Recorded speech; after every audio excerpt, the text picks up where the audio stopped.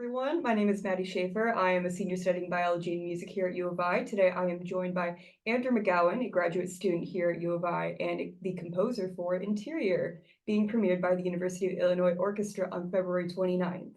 Andrew has a wide background in subjects like instrument repair, wardrobe curation, but he now finds himself composing, teaching, and performing. As a composer for ensembles of all sizes, Andrew's style can be described as neo-impressionist and neo-minimalist, with a goal to encapsulate irregular rhythmic and melodic patterns of nature and harmonic sound, with the goal to introduce an unexplored soundscape to the traditional concert hall. Thank you so much for joining me and giving up some of your time to sit down for this interview. It is fantastic to be able to hear from you. So just like sitting down, looking at your website and like looking through your bio, you're a very, very accomplished performer and composer.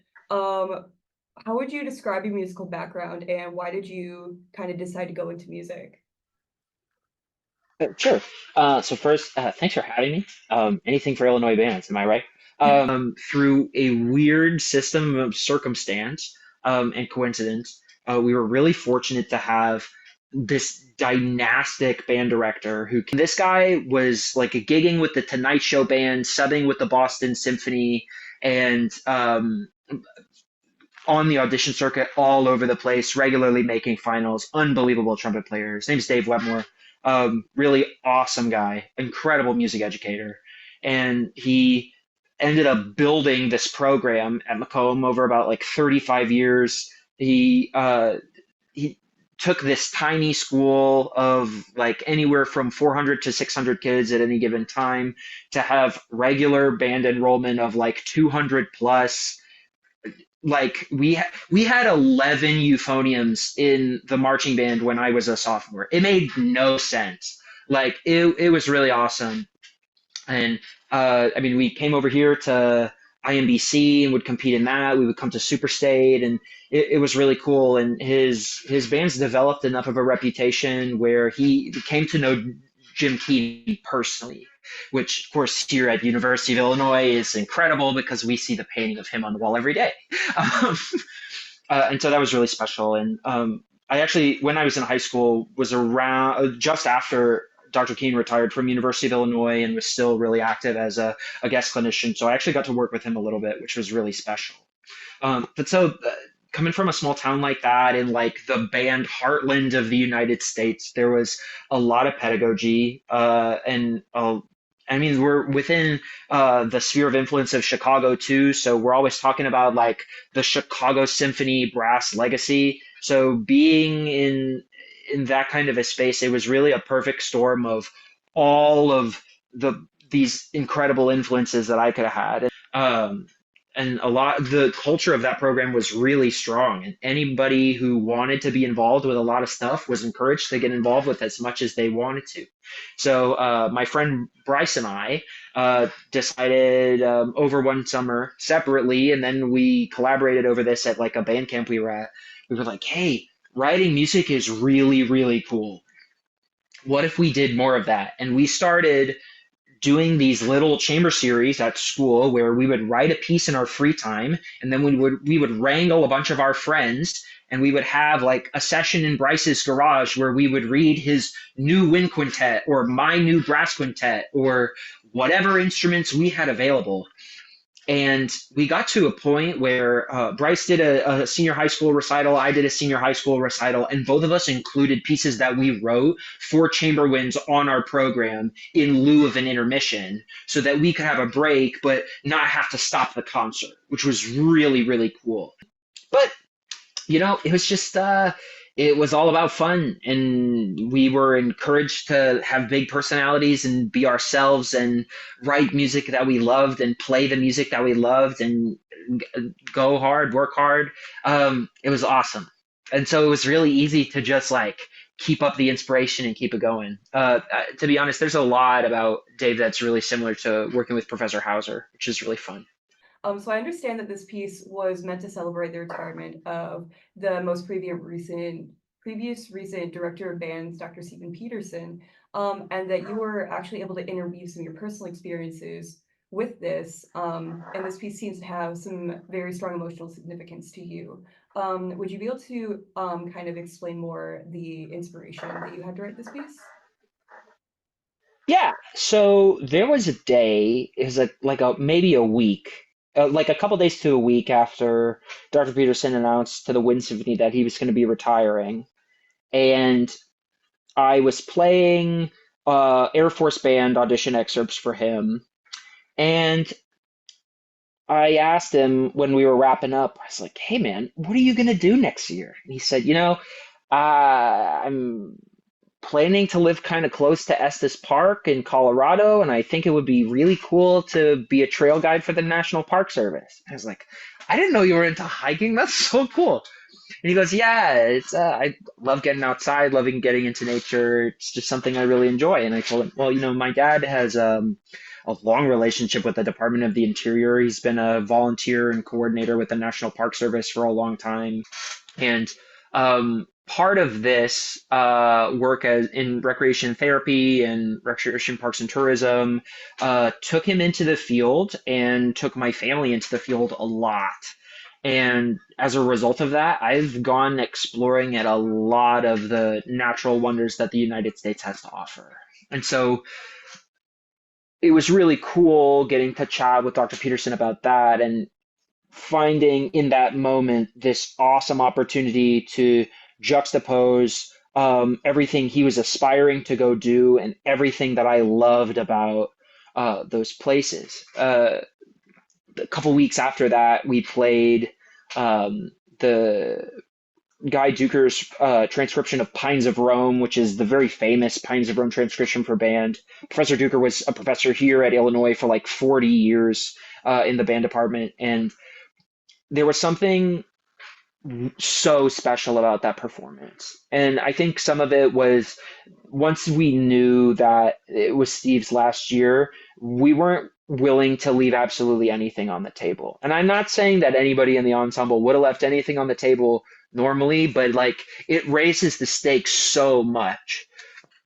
And in performing that piece, which is very impressionistic, because it's four portraits of scenes and parks around Rome, I thought, well, wouldn't it be really cool to set four national parks around the United States as a impressionist symphonic poem suite for wind ensemble for Dr. Peterson? And for at a scale where it's easy enough that he could do it with a really good festival band, or if he is filling in at a university for a little while, or whatever he's looking to do.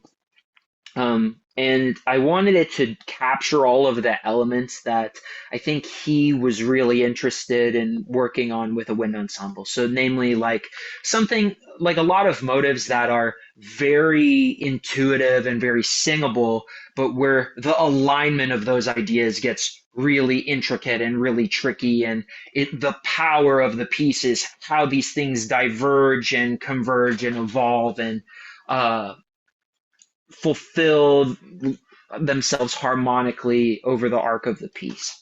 Uh, and it was super fun to write. But I think this is jumping ahead into one of the other questions you're going to ask. But so like each park that I selected was really, really specific. I chose Acadia as the opening movement because it's one of the earliest parks I remember going to. Um, and when I think about setting a large scale work like a symphonic poem, you really need to have significant contrast between the sections. So interior takes place over four movements.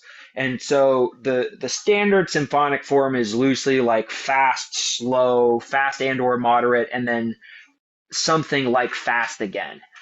And I juxtapose this a little bit. I mean, the opening movement is a dance, so like in trying to capture a dance, Acadia National Park is right on the coast of Maine, and so having the waves lap and or crash against the rocks and swirl and do all of the crazy things that the North Atlantic does was kind of what I was capturing in that. And the joy of like being a little kid and seeing a lighthouse at the end of a path where like you start the path, you can't see the rest of the way there, and you see the lighthouse at the end, and you're like, but we could run all the way there.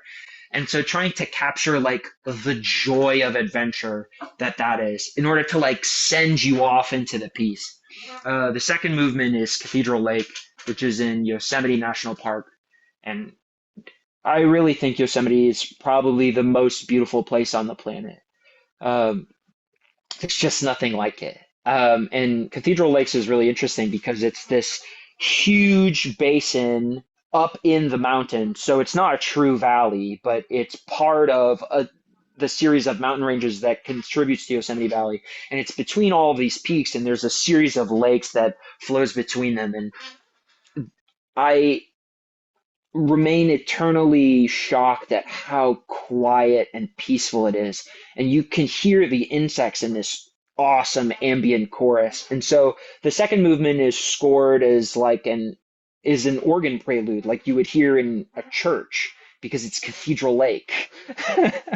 And so trying to show poetically the cathedral of that place and trying to tie in all of the ambient sounds of nature into it too, which is really fun. The third movement is actually based on a photo of the Grand Teton Mountains at Snake River Trail that my friend Jeff took.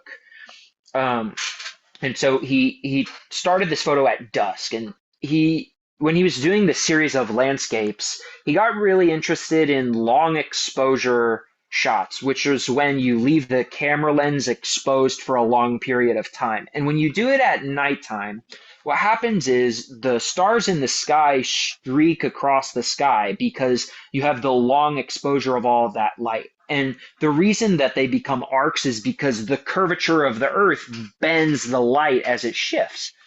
And so the camera just sits on its gyroscope and the Earth rotates around it to create the image in this like illustrious panorama.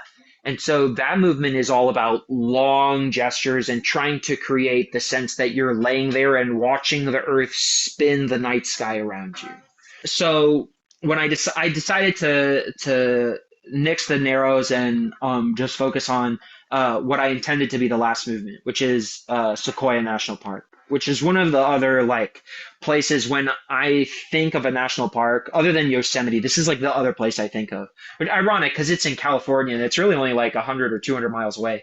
But uh, so the grove where I don't remember what it's called, the grove where the giant sequoias live is magical because like these things are like as big around as like a couple of cars and there's hundreds of them. But so trying to capture like the sound and the majesty of like how huge and epic this forest is.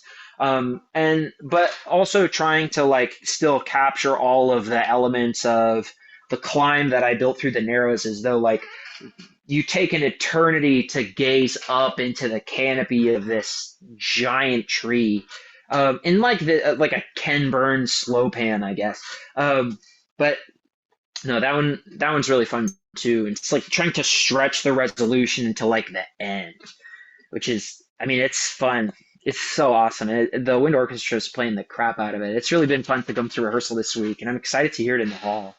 So as you mentioned, the Illinois Wind Orchestra will be premiering it at Krannert. This is a very new piece, hence it's being Yeah. premiered on the 29th. So what's the process been like for you, kind of seeing this through from the composition to up to like premiere performance? Um, well, it's pretty cool. I mean, I've written a lot of music. The policy I try to have when I collaborate with an ensemble, or honestly any number of musicians, is um, I'm happy to make any edits that they want in order to make the piece more playable. And if there's things that aren't really working for them as far as the mechanics of their instrument, even though I try to really be on top of that, I usually want to have a sit down meeting so that we can figure out how can I get the sound that I'm looking for in the way that's easiest for them to play. In taking this from like drafting it onto staff paper into like writing out all of the parts, and so I sat down with Dr. Kevin Giraldi to look through this for like an hour and a half to just go through everything and talk about what things would work better. Originally, the work was scored for trombone quartet plus bass, which is a lot of trombones. And Dr. Giraldi advised me against that just because like staffing that many brass players can get kind of crazy. Um, I sat down with Dr. Peterson at least one time, maybe two times about it too. And so we were able to go through and talk about the things that he liked, things that he wished it did instead, things that he thought might give the piece a better arc, and being able to sit down with like titans of the industry like that who have conducted like the greatest works in the medium. It's it's like the best masterclass I could ever hope for. So we did a recording of Interior in the fall. I wrangled like 50 musicians from across the School of Music. Dr. Giraldi was willing to conduct, and we rehearsed for an hour and a half one Saturday, and then the next weekend, the day after IMBC, we rolled in to 141 for an hour and 15 minutes and hit every movement of the piece out of order so that we could mix it together. The idea was like, okay, if we can record the stuff that's the most difficult right away. So if we need to like go back and catch quick things, we can, and then the easy stuff at the end, I can stitch it together in post, which is what we did, and the recording came out like awesome. I sent it to a bunch of folks, and Professor Hauser was really interested in premiering it, and so it's really special to be able to see all of this come together at a place that's kind of become like home. I mean, this is my third year at Illinois. I'm gonna have my fourth next year, doing my second degree, and it's like it's awesome. And the band department's like family, and so it's really cool that this is where it's gonna happen. And I'm excited for how emotionally fulfilling this performance is going to be, in addition to like how musically fulfilling it'll be, and hopefully for everybody involved, because it seems like folks are really having a good time. That is awesome. I'm so excited to hear what it sounds like on the concert. Andrew, thank you so much for sharing your time. Thank you so much for sharing your insights, your wisdom. We hope to see you all at the Illinois Wind Orchestra and Hindsley Symphonic Band concert, 7:30 p.m. February 29th in the Krannert Center for Performing Arts. Awesome. Thank you so much. You got it. Thanks, Maddie.